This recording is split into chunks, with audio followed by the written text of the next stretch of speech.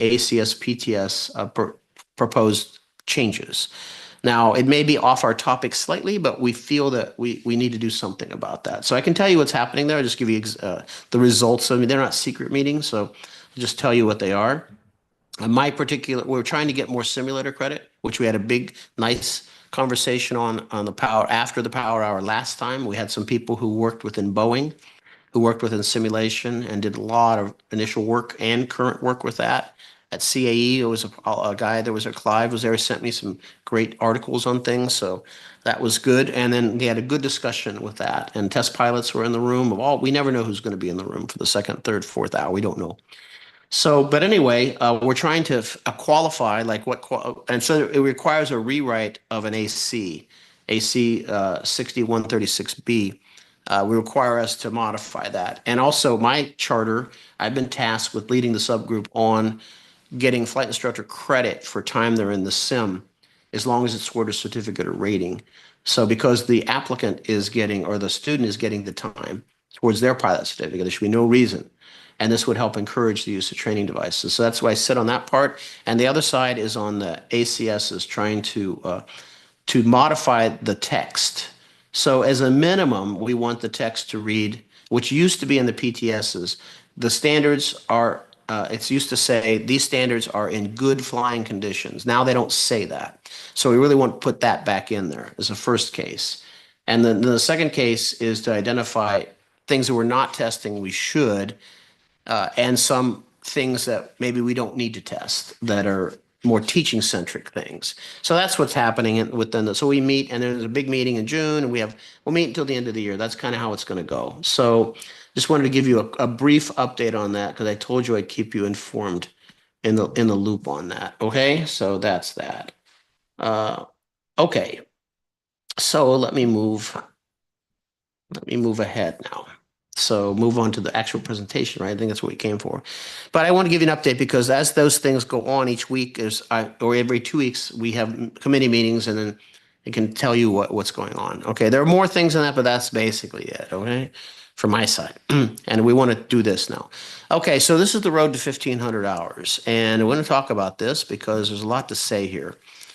So let's talk about firstly the barriers to entry. So I want you to stop looking for fun jobs. I want you to start getting really serious about getting this flight time. And if you're looking for fun jobs that you can have fun with, they're either not going to pay you anything because they're fun, or there's not going to be a lot of it to be had. So, so there's that. So you can find things that are interesting, like we have people say, well, I have an opportunity to fly a Pilatus second command. Okay, how many hours are you going to fly a month? 40?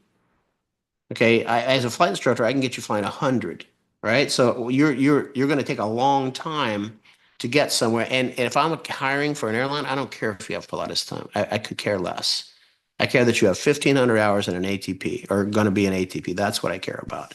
Everything else doesn't matter to me, especially SIC in a Pilatus. I don't really care. So it might be fun to you, but it's not really it's not interesting to the afterlife. So anyway, those jobs waste time and don't pay anything.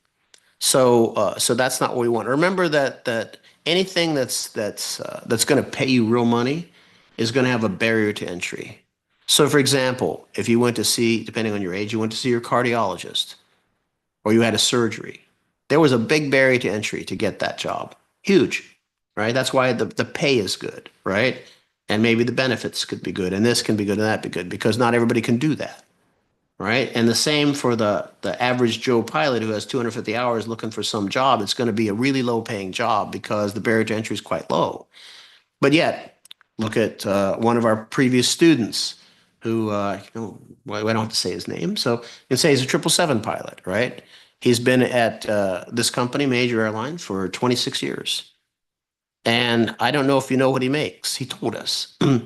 And then we can work back from that. So if you make it that far and that long at the same company, or maybe, depending on how it goes, he gets a check per year. Well, not per year, but it's $500,000 plus 100 grand goes in the 401k. He works 12 to 13 days a month and has 42 vacation days per year. Okay, so if that's what you're on about, let's get busy. because every month you're not doing something towards that and making substantial amounts of time towards that, you're losing money because you got to stop flying when you're 65. There's no, that's it. That's so if you waste a year, that's a year you're not going to get in pay, which is a huge amount of money. So now that's assuming things go well, but what else are we to assume, right? So it could not go well, but let's see. So let's work. So the barrier to entry usually on these things is too low. There's competition everywhere. Like if you want to do banner towing here, like in Miami, you see banner towing all the time. It's at a Bobby's Landing in North Hollywood, HWO. It doesn't pay anything. It pays like $15 an hour, if it pays that, right? So, and it's not fun. It's slow flight, but it's building time. But you're not going to build as nearly as much time as if you're a flight instructor. So we'll talk more about that as we go and tell you some reasons why. So the real barrier is the ATP in 1500 hours. That is the enabler. That is the point by which you can start accelerating towards that $500,000 paycheck, right? Or towards that, whatever you want to do in aviation. But this is the beginning of it. Now, you can do a little bit less time if you're working at a university or at a university. You could use a reduced hours ATP, which in England is called a frozen ATP. And then it enables full opportunity when you have 1500 hours. But there's that. So there's that. Now, nobody in flying is going to take you seriously until you have over about 1,000 hours. And if you look at that, insurance companies, other it's just like anybody can have a couple hundred hours. Really, it's not much different than having 100 hours or 150 hours to 200. It's not that much different, depending on what you're doing. Now, you might be accomplished acro pilot, and 50 hours of extra acro might be something, right? But just going from point A to point B around the traffic pattern for that I don't know. But after about 1,000 hours, then the underwriters, the insurance companies, and other people will take you a bit more seriously. And of course, in under Part 141 and other places, things to start being enabled under Part 135. Things start, but don't get all crazy with working for 135 operators when you have the minimum amount of time. Because what are they going to do? They're not going to type you. They're not going to pay you much, and they're going to make you work all the weird stuff. And then and yes, you'll put jet time in your log, but no one really cares. Right? What they care about is 1,500 hours. That's the first thing you care about. And that's the first thing you should care about. The other stuff will come. You'll get all that later. Don't get all infatuated with the shiny jet. Get infatuated with the time, and then how to get that time. And then once you lay these base hours, but if you're not doing this for a career as an airline pilot, then when you get to about this point, you're getting to the first sweet spot, right?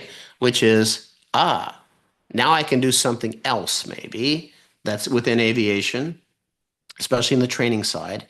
And then these insurance companies will begin to start saying yes, not no all the time. Because the FAA doesn't care. The FAA lets you fly a turboprop with 40 hours, right? It lets you fly a TBM 850 as long as you go out and get a high performance, not tail, pressurized. That'd be funny, a tail with TBM. And a high performance, then you can fly a TBM 850, right? With 45 hours, let's say 50 hours, right? The FAA doesn't care, but everybody else cares. So that's the deal. So this is you got to keep your eye on the ball is what I say, right? Keep your eye on the ball. Don't take your eye off the mark until you have it, right? Once you won't do anything to fly, you become a professional pilot. So there'll be a day that will come where you won't do anything to fly. And when that day comes, you recognize that you now have a job. You recognize that you have a career in front of you, but you also have a job. And you won't just do anything for it, right? Like if someone says to the 777 pilot, hey, fly this leg for free over here because, we're a little short of cash, right? This 777 pilot going to say, not really. I don't think I want to do that right now. I'm not so infatuated with the machine anymore or the thing that I'll take on all that responsibility for no pay. Or so that's what happens. So you become a professional pilot, then you're not concerned about doing anything to fly an airplane that the most people are in the beginning. They'll do anything. But later that will change. So you have to recognize that will change. Okay, then let's move on. If it still feels new and exciting, you don't have enough time. If it's all new and you're just giddy with happiness to get out to the airplane, you probably don't have enough time. But that's okay. You're going to get there. We're going to get all the steps to get you from where you are to where you want to be. I'm just kind of laying a foundation for you so that we can take the shiny jet out of the picture and the focus on how to get to the shiny jet, right? Right, and the money, because there you're going to lose a lot of money if you don't do this right. Right. Let's go here, or in this way, I should say. There's no right way. So yes, it will become a job, but everything becomes a job. My job becomes a job, right? And but I love my job. I think it's fantastic, right? But it is a job, and I have to look at it like that. And so at the beginning, it wasn't a job. It was like, this is the newest fun thing I can do now, right? And how I couldn't wait to get out of bed to go do it. But did that stick? No. After some thousands of hours later, it's just like, oh, I have a job now. Oh, it's kind of the same, right? And if you really want to make good enough money, it's going to be the same. For example, the surgeon who specializes in pick the thing, that's what they do all the time. Now they do that. Okay, not everything. So do they wake up and live for it? I don't know, maybe. Some people are pretty happy in medicine, but other people are like, yeah, it's what I do. It's okay. I don't. It's not. They mean it's better than swing the shovel or pickaxe, right? It's way better than that, and it's not. It's not unpleasant at all. It's good, and everything's good. I get compensated well, so all those things are there. But it does become somewhat of a job. If it isn't a job, then you probably not make enough money yet. So you'll get to the real money soon, right? So doing anything to fly means job first, everything else second. So this was a keynote I listened to that the head of Boeing's training department did at Redbird Migration, I would say 5 or 6 years ago. So let me tell you what he said so that we can set your mind in the right way. If you're going to work in aviation for a living, right? And I don't mean necessarily as a flight instructor, but I would include that into this mix. But it's more. This is more centered for airline pilots. Those of you who want to be that. Boeing said it best. He said, "For those of you who want to be an airline pilot, I need to tell you some things." And we said, "What are those things?" Because everybody wanted to know, right? Said, "Well, number one is if you're not a morning or a night person, no one really cares. So if you say I'm not a morning person, you don't even need to say it because it doesn't matter. That's the first thing. The second thing is that if you are someone who tries to arrive exactly on time, you're going to be late once. And when you're late, the airline's going to call out reserve. And then you're going to stay home. And you can do that a couple times and then you're out because no one can take this lateness in this industry. So if you're in the habit of being late now, you need to fix that. You need to fix it right away. And so the Air Force has a good mantra. It's if you're not 30 minutes early, you're late. So start working with that as a basis. So when you look at Google and it tells you need 37 minutes and 20 seconds to get to this place, that's not enough time. So I'll give you an example of how I fixed late, then I can help you with it, right? You may not like it, but if you do it, it will work, and then you won't have this trouble, right? So always have things you can do, number one. So don't ever be in a place where you go somewhere and you got to wait and there's nothing for you to do. That's boring. No one likes that. But today with our phones and others, probably not the case. But have something meaningful you need to do. I always take stuff with me that I have to do, right? And then what I do is I just add a copious amount of time to how much time I really need to get somewhere. So as an example, if I go to Opelika, which is KOPF, where our school is located within Signature Aviation up there. If I go there, it takes no traffic, no accidents, no problems, 35 minutes, almost on the nose. And with the two ways I can go there, right? So the class starts at 11. So when do I leave for that class? I leave at 9:30 in the morning. What? Because you say you're getting there nearly an hour early. That is true. But then if I get there early enough, I'll go get my car washed. I'll go to Chick-fil-A and get a half gallon or a gallon of diet lemonade up there. I'll go to Costco. I'll get gas. I'll go sit in the lobby and go through the emails I have to, and I'll do something. But I'm not going to do that at home or in the office in Miami Beach because if I can do that there and I'm not going to be late. If I do it the other way around, I could be late. So this gives me plenty of opportunity to get where I need to be on time. Okay, so you have to start thinking in terms of not just minutes. Like I'm 5 minutes. Like I see people, I go to this little bar for happy hour. Not every day, but could be, right? So, and there's one particular bartender who walks there and he gets there every day like 2 minutes late and he's frantic. Has to punch into all this stuff, and I'm like, if you can be 2 minutes late, you can easily be 2 minutes early. All you have to do is just stop convincing yourself that you only need this much time and say, I need triple that amount of time or double that amount of time, and we'll fix it in like that instantly. Okay, then the other thing we have to know, which this is the Boeing centric thing, which is true. He says if you want to fly, there are only 2 days that go on your calendar ever. Only 2 days. Days you fly and days you don't. And anything else is completely irrelevant. So that means if you're a big fan of birthdays, grandma's birthday, and kids graduating from elementary school and anniversaries, if you're flying that day, that's what you're doing. So that can't matter. It can matter, but it's got to be like, can we shift it by a day? Can we move this back a little bit, or I can't attend that event because I didn't get I bid, I didn't get it. So that's how it is. So you bid on things.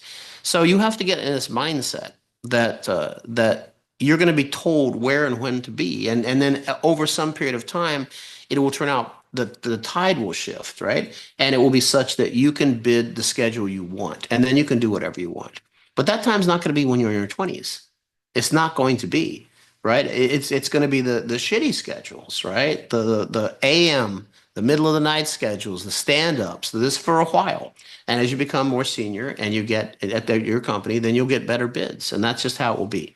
So days can't matter and morning and night can't matter. If that's you, then this is not for you. Okay, this is for somebody else. That's what it says right here. You get a copy of this presentation, by the way. So there's not, huge things, but there are markers in here which we need to be there. So you need to be early all the time. Get used to it now. No better time than the present to fix things like that. If you're a morning night person, it doesn't matter. I just kind of ad-libbed all that, but that's what's in there, right? Keeping your medical comes first. No more extreme anything. So what does that mean? That means that, if you're into base jumping, you're into extreme sports, even go too far as skiing and snowboarding, motorcycle racing, racing cars, you can lose your medical in a millisecond doing those kind of things. Or you can get injured and then you go out on disability for a while or for maybe forever. So you got to kind of guard with your life with what you're going to be able to do as an airline pilot. So now some people get away with a lot of things, and that's fine if you want to risk it. But if you lose your medical, I can tell you what's going to happen. You're going to get a cut in pay, unless some places have good compensation insurance.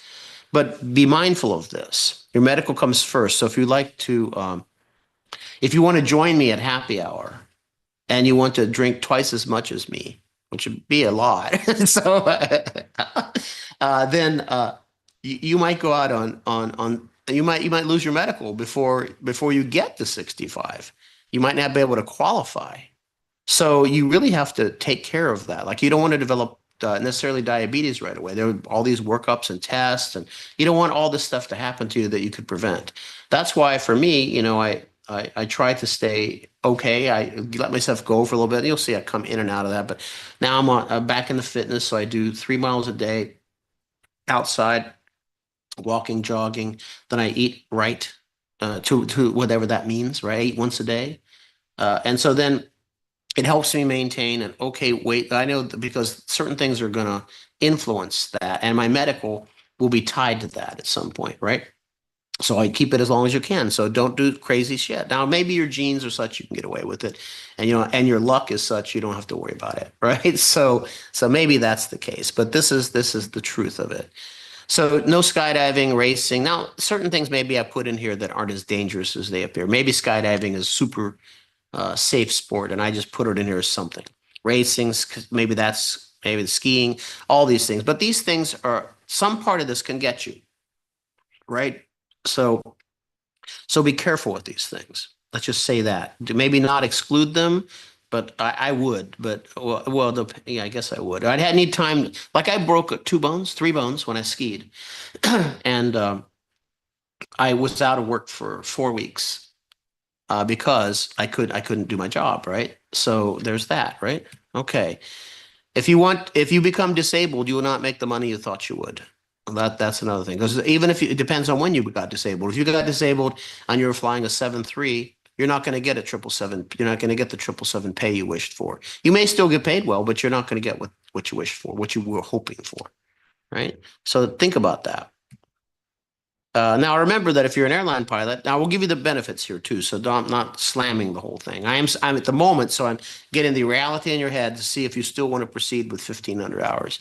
If you're an airline, you're going to stay the same route, same hotels, the same food, rinse and repeat, because you're going to bid a schedule, hopefully one day, that allows you to fly the least amount of time and get paid the most, right? So that you can do other things. So that's usually going to be the same route because you get it. You could stay at the same hotel in Hong Kong every time, same food, unless you can change it up a little bit, and then just keep over and over and over and over again. So, but that's why you can bid later. You can bid a route that, like the guy, the 777 guy, he flies to Hong Kong from San Francisco. So he flies there, Hong Kong, and then one day, arrival day, next day, stay, and the day that come back. He does that, and it's 15 hours, and he gets a 6 hour break to go sleep or whatever in the middle of it, right? Somewhere. And then he does that 2 to 3 times a month, and he's done with his duty 3 times. I think he says a month, and he's done. He's done. Basically, he puts in a total of 12 days. And then sometimes they deadhead because maintenance. I didn't know maintenance for the 777 for this company is in Hong Kong, and avionics is in China. So then they deadhead one that with nobody in it. And he says, that's kind of good. So anyway, not a bad thing. He bids the same thing. He says, if I try to bid Australia, either I won't get it or I'll get it really bad. I'll get bad, right? So, or I'll be something else. So that's kind of how it goes. But if that's okay with you, then that's okay with you. You'll be away a lot initially. You'll have all the best schedules.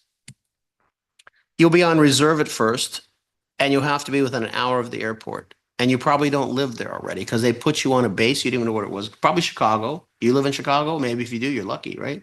You don't have to go anywhere. Otherwise, you're going to have a crash pad. Oh, God. Which means you're going to share an apartment with like 5 other people off and on. And then you have to wait. You have to wait there. And you can't drink because you might get called the whole day. You can't because I would be like, I gotta this place is I gotta drink something, man. Something, right? Give me a Valium or something, right? Get me through the day. Christ's sakes. And then so you when you're on reserve, you got to be within like one of our guys who used to work for us. He was on reserve for Horizon, which is Alaska Airlines, and he lives in Eugene, Oregon. But his base is where's his base? His base was Portland. So it's too far. It's 2 hours. So what he had to do is drive his car when it was on reserve because he's cheap every day to Olympia, which is within an hour of the airport, and park there and like cruise around, barking at the moon, looking for something to do until his reserve time is done, and then go home. And next day, if you're on reserve, go same thing or do that, right? Or so it's kind of like do things like that. You go like, oh shit. You'll watch every Netflix movie and series there have been, right? Which is not a bad thing. But now on the plus side, okay, you don't have to take work home with you. This is a big deal because when you're done, you're done. The only thing you really have to focus on for extra work is like, additional proficiency tests and training and getting ready for that, or maybe new equipment, but you're not really taking work home with you. It's not like, oh, I got to answer these emails, so, this kind of thing and that, all that. So that's quite good, right? You don't need to go to meetings and be in an office. That's good because those are pain, boring. Talk about being bored. Sometimes, the 141 meetings aren't that boring. They're okay, but some of these meetings where you just talk about nothing for a long time. Oof. Anyway, they got to be in the office. Got to go in. Okay. And eventually, you work less and have a lot of time off, which and you take a look at the shiny jet syndrome that we talked about initially. If flying was stayed so great, then why do airline pilots bid to have the maximum amount of time off? Why wouldn't they just say, I'll just do all the overtime give me as much as I can eat, as much as I can eat, please. I'll work until I fall over because flying is so fun. You don't do it because it's a job now. And you say like, okay, this money is enabling me to do other things that are interesting to me outside of flying. And you use that money for that thing or that whatever you're doing, right? So you bid to have max. You still like your job. There's nothing wrong with having a good job that you like, but you say, I don't want to eat it 24/7. I got lobster every day, but I don't want it every single day, right? So you need a little variety, right? So do something. Most retirements are still pretty good. So when you're done, it's pretty decent, right? So and you've done it 65, not 85. Okay, so still want to do it? Okay, if you still say yes, remember that in a few years this will be all that you can do. And eh, and that will pay you anything. For example, if you get hired on by, let's pick United, get hired on by United, um, and you get furloughed, and you're a 737 captain, so you're making about 250. What are you going to do that's going to pay you 250 grand? When you go to an interview for something, let's say you have a, I don't know, an engineering degree, maybe that's what you did, and you haven't used it now for 10 years. What do you think the questions are going to be? Like, why do you want to be an electrical engineer again? I got furloughed. Second question is, when's the last time you were an electrical engineer? 10 years ago. What did you do then? That. Okay. And then if they call you back, will you go? Yeah. It's like, it's all set up for like, wow, I guess I got to get into real estate or selling solar panels or something like that. Because the backup career is not as good, not nearly as good as the real career. Okay. Now we take a quick break. Woo. All right. We'll get through all this. And I'm going to give you some very specific, concrete things to do. All right, so a couple things. Then the first thing I want to show you is our newest thing that we're working on. We finished. Okay, finished it, just for fun, and we'll take 5 minutes here. It's not going to take a long time, so that will be at least good, right? 5 minutes we can do. Let's grab it here. It's on our website. Desktop. This one, this one. Here we go. This is our website. So everything can start here, but this is it. You can see it. Yes, and so this is called Smart Study Pro. By the way, I'm gonna show you that in a second. But these are the power hours here. Previous ones, you get an outline to them. So you can get an outline for these things, like the outline that we used in the show, and you can get a PDF of that. Yeah, and you get a small snippet, maybe 5 minutes of the show itself. If you want the full-on show, so then you have to go to resources, and then you go to Bootcamp Plus. And this is our membership site. Yeah, I know it's painful, right? And no one likes a membership site except for us. We love membership sites. But the idea is that you would join. And if you join, there's a 7-day trial, which is fine. And there's 236 power hours around in there, plus all the other videos and things. But the idea here is that you'd be able to get them all. And typically, if you go directly to our website, you'll see that you have to pay more, $22 a month. But if you go to the link that's in our chat, it'll be $9 a month for Power Hour people only. We don't offer that link to any other people. All of our Power Hours people always get the best price basically on everything. So you never really have to worry about that too much.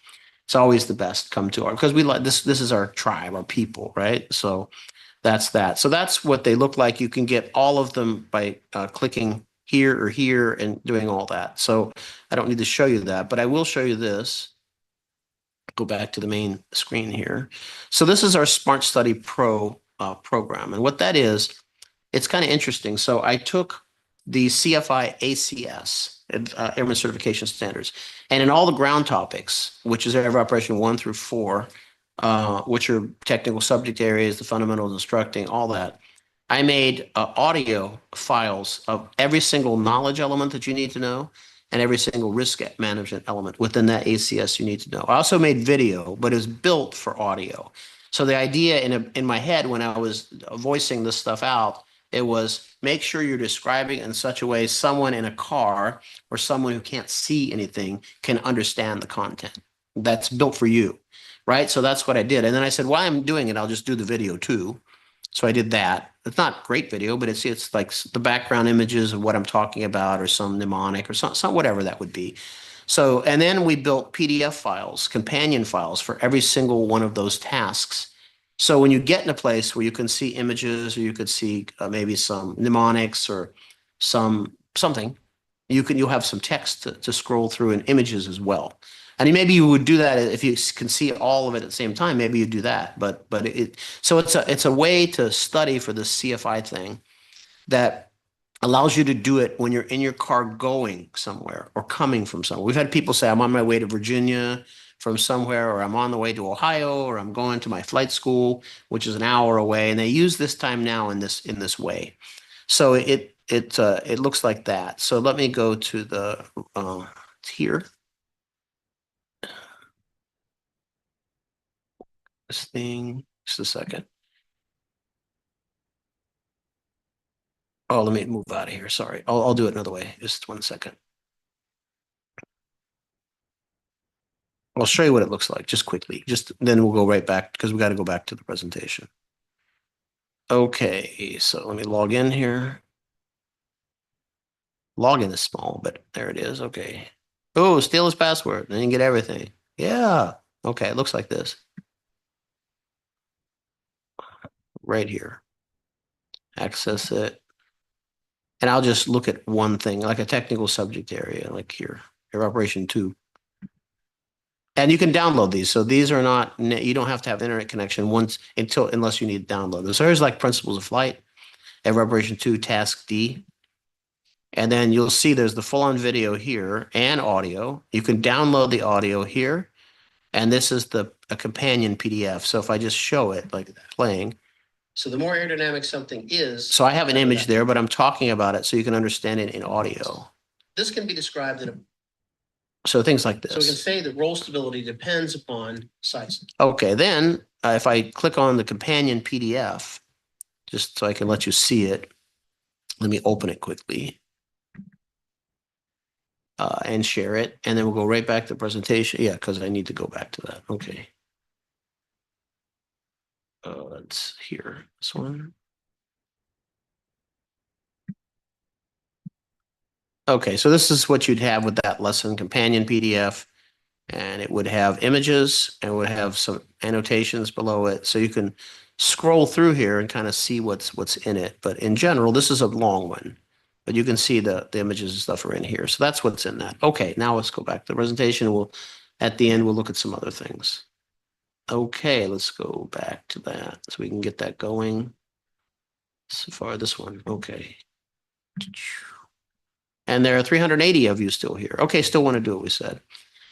We talked this already. Now, you could get higher, but it's not going to pay the same, right?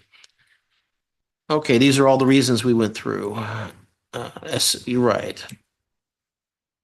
So, it will be exciting and you'll have to have great conversations, not because you're going to be flying with a lot of different people. So a lot of your conversations have to be very surface.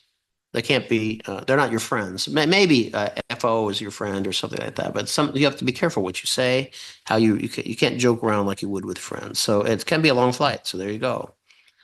Now, there are easy and not so easy ways to get the hour. So I say red and blue states, right? Greens and yellow hours. So we can look at all this stuff. Pink states, I'll show you there's a map here in a second. They're not easy to get hours because they're going to be in places that are seasonal. So it might be busy for a little bit and then some feature comes, a weather feature comes, and then it's done, right? So you need to win battleground hours if you want to be there. So I'll show you what these are. So these are the states that have the best flight training or the most flight training will be in the green. Now, there are exceptions to all of this. Some states, like in Indiana, where Lyft is located, that does training for airline style training, they will be quite busy, right? And if you look at other places, they'll be also New York around that area, that can be quite busy. But seasonal means they're going to fly a lot more in the summertime and a lot less in the wintertime. But if you look at the battleground, our places here, the green places, these are easier hours.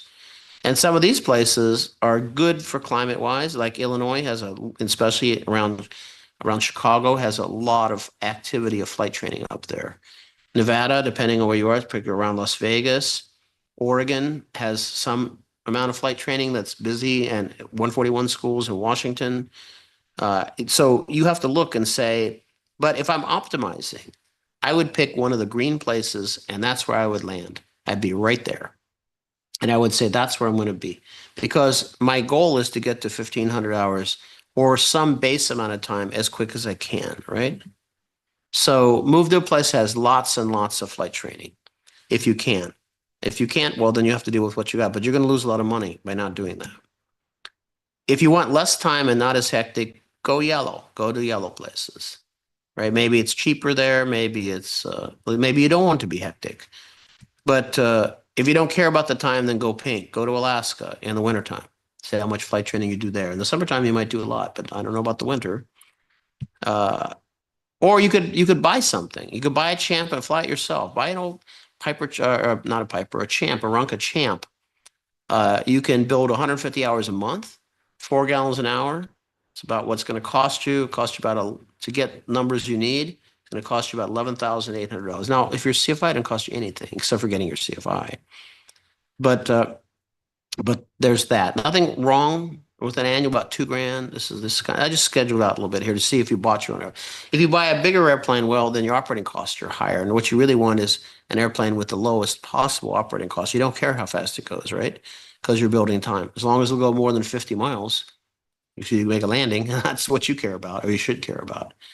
And we'll talk more about this as we go. So flight instruction, depending on where you are, and I would say to go, my advice to you is to go to the busiest 141 flight school you can find, and beg for them to hire you, right? If they won't hire you, to make promises, do something, but sell your soul to a point, because at busy 141 schools that are actively busy, you can build up to about 100 hours a month. And it's really hard to be able to replicate that in any other thing you might do in aviation. It's going to be hard to get this. Now, let me tell you why this is important. This is important because if you're going the airline route, you have to stop when you're 65 currently, right?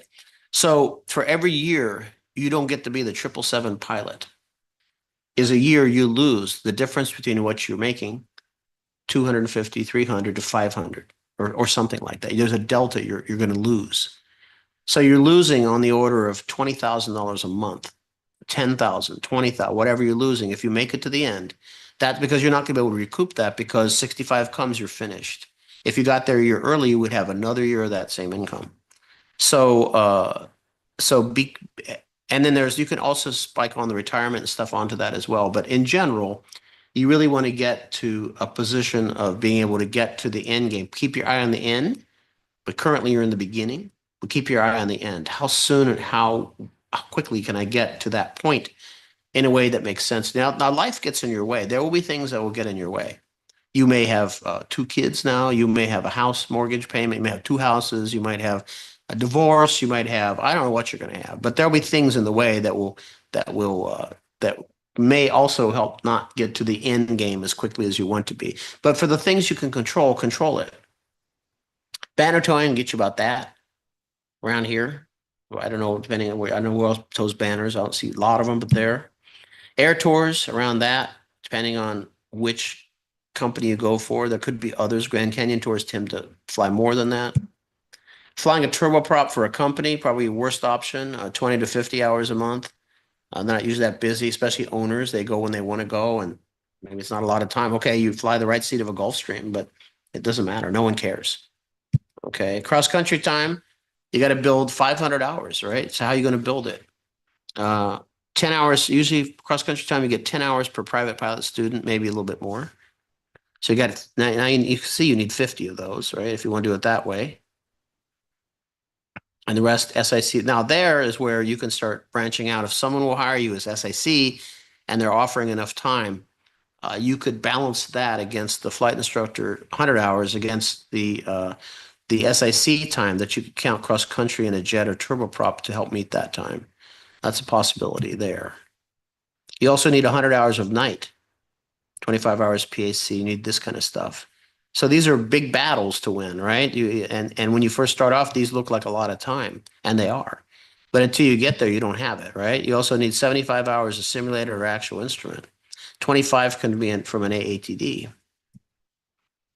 So this is the worst it gets right here. So every month you're not an airline pilot, you're going to lose money. So get busy. All right. So don't take the slow road, because you're going to retire at 65 and that's it. All right. Nothing past that. Okay, now let's talk about base time. It's not in this presentation, but for those of you who aren't going that path. So in general, the way you can make more money and stay in flight training is by, basically the method is the same. It's by product differentiation, doing different things, things that other people can't do. And that's either by time and or credentials, right? Or both. So as bad as you want to. So your friend, I know, a person at the flight school they get along with you fine. You have 300 hours or 400 hours. And they just happen to buy a TBM 850 that comes with uh, two free tickets to flight safety or to SimCom to learn to fly the TBM 850, right? And then this person says to you, "Hey, I got an idea. Why don't we both go? I'll give you the free thing. You'll fly the TBM, I'll fly the TBM, and then you can do the mentoring that a flight instructor has to do for me in the TBM 850. I need 50 hours or 100, how many hours? You could do that for me. You'd get the time, and you also get the experience of going to SimCom and all that, and that ring the bell for me too. That's not going to happen because the insurance company go like, who is this 400 hours CFI? What have you flown before? I flew a Cessna 172. What else did you fly? I flew a Piper Arrow. I flew an Arrow. I flew a Bonanza. Get a little bit better. Any turboprop time? Oh, no. Any jet time? No. So they say no. I go, not going to happen. No, sorry. So then that deal is done, right? So that's and then and of course you were going to do that for free because you could develop this time, right? You're going to do it for nothing because you like this person, all that sort of stuff, buried entry, right? So, but what happens then once you cross about 1,000 hours? Now you can qualify to be the assistant chief at a 141 school. You can be a check airman. You can work for a 135 operator. Could work for you have that ability, right? These all of a sudden these things are becoming enabled for you. And then if you get to 1,000 hours and you start maybe having the opportunity to fly something like a Baron, when that time comes up, you're looking for opportunities, right? Like thinking about how can I expand my horizons, even if I don't get, if I can't, if I can't necessarily make a lot of money teaching in this thing, how could I team up with someone maybe who owns one, who needs and get this time. And then as you get closer to time, then because what could happen then is at some point you'll be able to get a little bit of turboprop time. Now this is later if you're doing it for a career. If you're doing it for airline, skip this step, right? Go straight to the 100 hours a month, right? And then eventually what will happen with not so much of that time, but having a good amount of base time, which is the 1,000 hour baseline, is they will say yes. And they'll put conditions, but they'll start saying yes. And then once you get yeses and you have a amount of time in that type of airplane, those types of airplanes, or that kind of training, then you're looking at I can charge like TBM 850. I charge 300, 350 an hour. Not 50, not 80, not 100, not 150. That because or where else are you going to go? Then take your TBM, fly it out to SimCom or where there are TBMs and do it out there, do it in Arizona, right? Then all of a sudden the guys, well, I'm spend already that 4 times that amount just getting the airplane there and back, right? Or what I would pay you. So, okay, great. Now we got a deal, right? So then it starts making sense. And now another thing you can do, you're saying, well, okay, I don't have 1,000 hours yet, but what could I do now that would help out with this? Well, getting the base time. So one thing to do is to immediately go to work for a 141 school that's very busy that will take you. If you're older, a little bit older, they're more likely to take you than not because they're going to lose CFIs at 1,500 hours. They're going to drop like flies. And getting check airmen, assistant chiefs, all that kind of thing to stay is pretty tricky, pretty hard to do. And most don't, especially at the assistant chief level or check airmen, especially check airmen. So we keep them for a few months before they got to move on. So you are in a really good position for that uh, because you already live in that area. You already have met, you're there, right? So that puts you in good stead. And now you don't have to build the time quickly, but the quicker you get to 1,000 hours, the better off you'll be. The other thing you can do is you can do what I did. This is my path was I worked at a 141 school, but not till later. So I didn't get the idea that I should build that much time that quickly, but I knew I need to build a lot of cross country time. I need to do this. So I did accelerated instrument training. So, and all I had to do was this. I just said to my students, I already had private pilot students, are you interested in doing an instrument rating after this at some point? And I would say that 50% they would say yes. And I would say to them, I would say, well, is there a possibility, if there's a possibility you could get 10 days off from work or maybe not even that, maybe seven, maybe 5 or 7. We could do two things. We could finish the instrument training. Of course, I need time before that to do sim training, but if we take that, just the flight side of it, and you get your 50 hours of cross country time all in one go.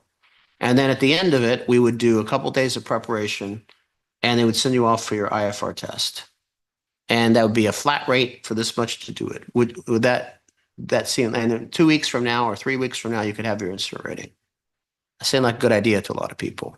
So then what I did then was I put them in the flight training device for 20 some hours and got them instrument proficient on every operation that we needed to do, holding, all that stuff. And then what I did was after that, we did a cross country trip. We went from San Jose, California, the Reed Hillview Airport, to Key West, Florida, and back. And we did that in the 172, and we did instrument approaches and IFR en route in various places. So we would do training in New Orleans. We did training in San Antonio, did training in South Florida.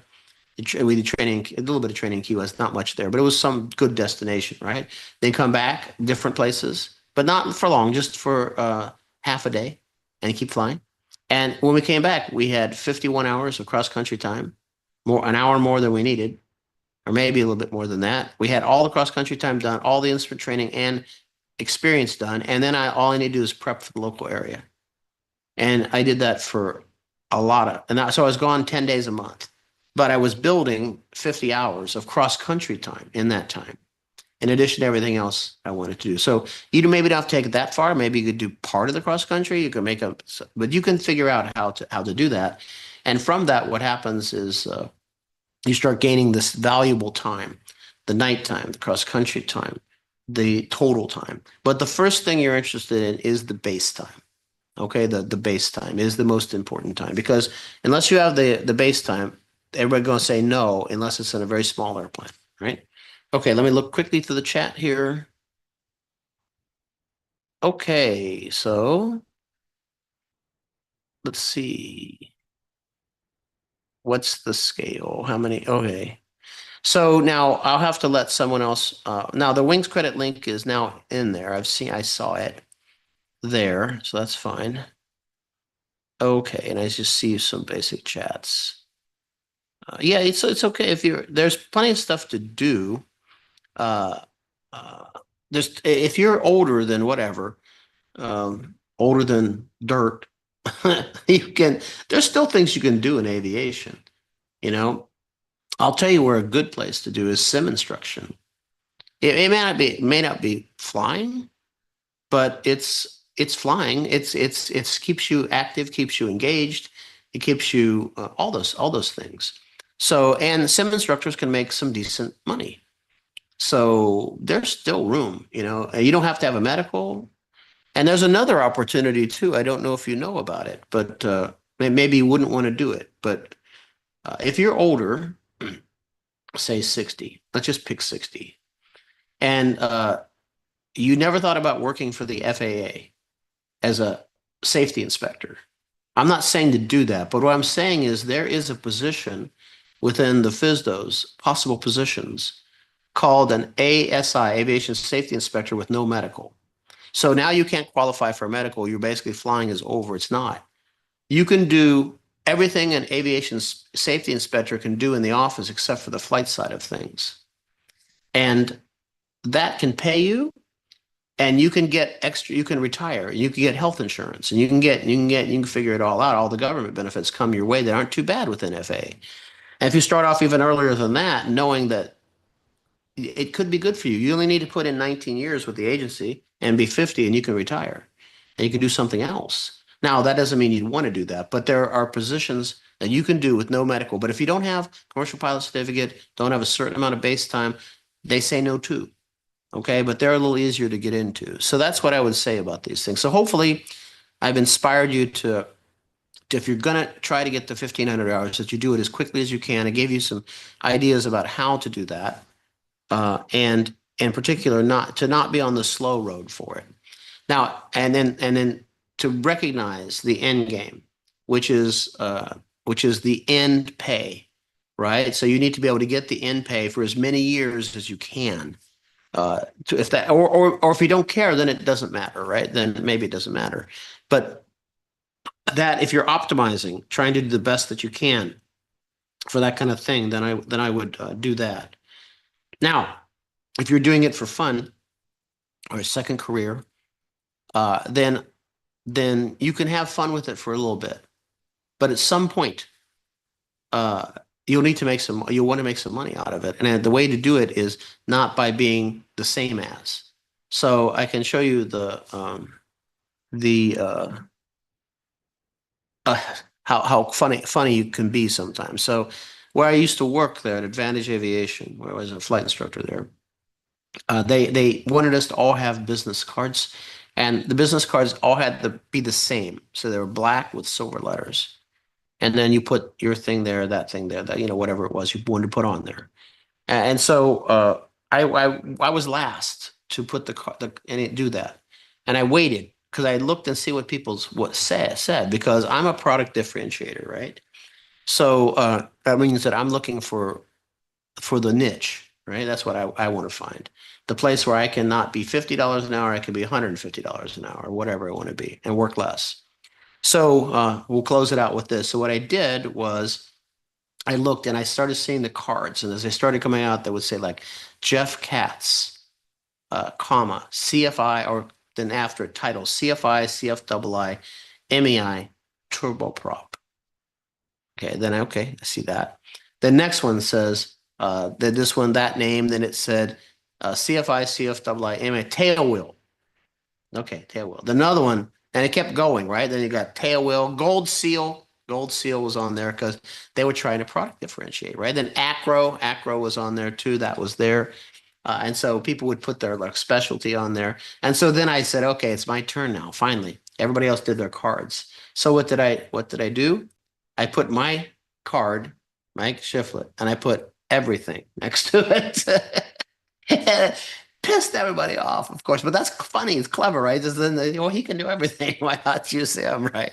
I can do acro. Yeah, I can do tail wheel. I can do turboprop. I can do everything. So just put everything on there. Not that I want to do everything, but it was pretty fun and exciting to do. Okay, so then I will open up the room for the next hour. I'm gonna have to put everybody in our CFI class in the breakout room. If you haven't scanned through the chat, do that because there are links in there.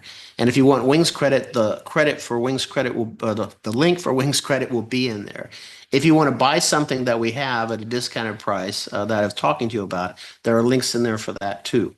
And there are other things I can show you. I don't have really a lot of time, but there's one book we have. I have 1 minute called Teach Brief Fly. It's basically lesson plans, pre-flight briefings, including pre-flight briefings of all the flight maneuvers and what to say in the airplane while you're demonstrating things. So that's this thing. I'll show you just quickly. It's this thing. Teach Brief Fly, and it has lesson plans, which you full-on lesson plan like for your check rides. Like here, these are lesson plans on something, lazy eights. Okay. And then in the middle, there are pre-flight briefings. Like this is how I would do a 5-minute briefing on this before a flight, assuming the student had taken a ground school. What I write on the board, what I do, turning, and then what I say in the airplane. So we'll put that maybe in the chat. Like this is what I say in the airplane. Anything in gray is the setup for the maneuver, crosswind approach and landing. And this is what I say when I'm doing it. So you can chair fly that. Okay. And there's a student guide to that. So you can see that your student is prepared. They would come in and you would say, maybe they have to do steep turns. So you go to the steep turns thing, steep turns, and they would read this stuff, introduction. Then they would read this part in the airplane flying handbook, what it says. They take a quiz and show it to you. So it keeps them on track. And the last book is Endorsements and Scenarios, 36 different scenarios about endorsing students or endorsing pilots for various things. So you could do like this one, additional category class things, tricky one, right? And then what happens, there's a scenario, a solution, as a flow chart that guides you through all the regulations that would apply to that. That's called endorsements and scenario. That'll do it. Okay.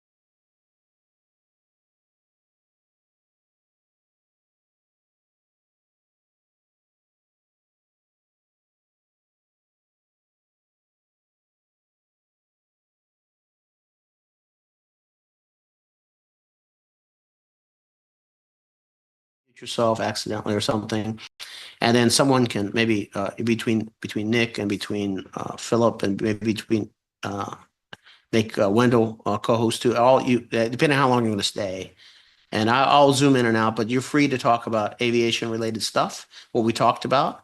If you have some expertise in that or some other area, that's totally fine. Let me stop the share on this.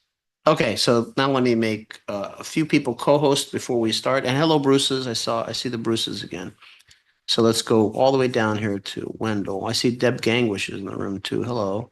I don't know if I'm nominating you as co-host, but you don't have to stay. So I put you as co-host for Wendell, and Philip, I'll put you co-host. I see Wally's here from, yeah. Okay, so Sethany's here and also some other people. Let's see. Let's move on down here. I need to find Philip. Just to say, Robin Lindstrom's here. Hello, Robert. Robin P. O P. Okay, this one. I hope I know Wendell's. There's only one Wendell, so I'm pretty confident on that one. Yeah, there's There only he one me. is. There's only one of you, right? Only one me, And man. Juan once has. Now what I'm going to do now that you're co-host, I'm going Okay. to go ahead and just let everybody talk. Which I can do that, and then between you guys, you can figure out what to do, and then you don't have to stay for any particular length of time, but you can make it how you want, and I'll join in every once in a while. For now, I want to go get the CFI group over in our breakout room started. So what I'll do is I'm going to unmute now. So please be careful when you're unmuting that you don't that you're considerate. We can always mute you, but it's just easier if we're mindful of that. Okay, so you are unmuted. So Juan, before I leave, did you have a question, Juan Hernandez? Yeah, Mike. So, good morning. Thank you for the presentation. It was really, really nice. The question I had was the same as Nat. I think that it was asked if you're a CFI double I, even though the student is being the PIC, you can still log in cross country time since you were given dual given, right? Yes. Okay, Yep. cool. Awesome. That's Thank correct. you. All right, I'm going to leave to our CFI class breakout room. I think I can. Well, why am I not can't join it? Oh, it's not started. Open all rooms. That's why. Okay. I'll move all of our guys over there and our people, and I will see you guys in a bit. So now I can do it. Like, what happened? Okay, got that done. Breakout rooms. Okay. All right. I'll see you guys in a little bit.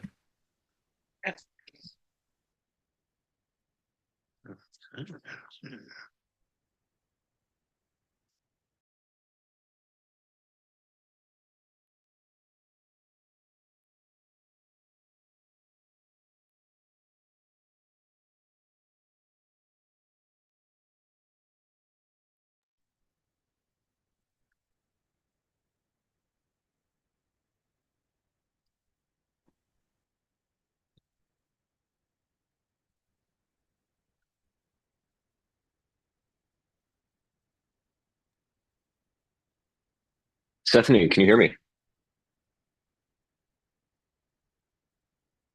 Yes, I can hear you. How are you? Living the dream. Well, great. Hey, just to ask, did you get access to the beta that we released? I just saw it today, and Okay, I will. fantastic. Once I get home, I will get into it. We're just grabbing lunch. We just came from Hagerstown. Perfect. So Well, I thank just you wanted so to make much. sure you got it. Absolutely. Absolutely. Thank you so much. I also went to AOPA meet and greet Darren Pleasant today. How was it? Tell us about it. Actually, I took a few notes, and it was quite good. I'm highly impressed. He did talk about the 100 low lead. It's supposed to be gone by 2030. He also talked about Mosaic and the European light sport airplanes, which I had no idea about. He talked about Canada Basic Med, and they said no for US, but what they want to do is start their own so they can reciprocate. Um, the UK, as you know, makes the lead for the airplanes for 100 low lead sport. And he said they won't leave us in a lurch.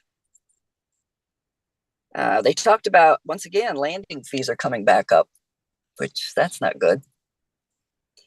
And he's also worried about stick and rudder skills. And he wants people to get back into some basic airplanes. Also, the maintenance shortage. He's been down on the Hill talking to all kinds of congressmen and women and senators. But overall, he has a really big background of corporate aerobatics, stick and rudder flying. I was really impressed with him. And he talked for, he could have talked a long time. He talked for what, about now 90 minutes. That's very nice. Was this the AOPA president, the new one? Yes, the new one, Derek Pleasant. And I saw him at Redbird Migration. The only thing I wasn't really loving about it is he seems to think flying's a lifestyle. That was kind of interesting. Yeah, it is. He did Isn't it? the Cirrus lifestyle brand. He seems to love Oh, what really? Cirrus is doing. Yeah. He didn't even. I didn't get that impression. Well, I didn't get it today. Doesn't I'll say you're wrong. Maybe he he was, learned. There's a lot of people shaking their heads when he said that. So Ooh, that's Ooh. okay. I mean, he said a lot of good things too. yeah, Can't he like did. everything He everybody says, said right? a lot of. Yeah, he did say a lot of good things. It was very well attended. A lot of wind here, so some people actually nobody flew in. Everybody drove. That was unfortunate, but I was impressed with him. We live right here, and a lot of the big wigs were all sitting there. So, and he's around. He lives right by the airport and the new townhouses. And then he commutes from Oregon. So it was good. Wait, Hopefully- commutes from where? Commutes from where? Your end of the world, up in From Oregon? Yeah. He commutes from Oregon. Wow. Yes. Wait a minute. Let me ask my husband. Where from? I'm not quite sure. I think it's fairly far north and on the west coast, but Well, it's far north. I don't really know for sure. His wife has a Portland? horse farm. Okay.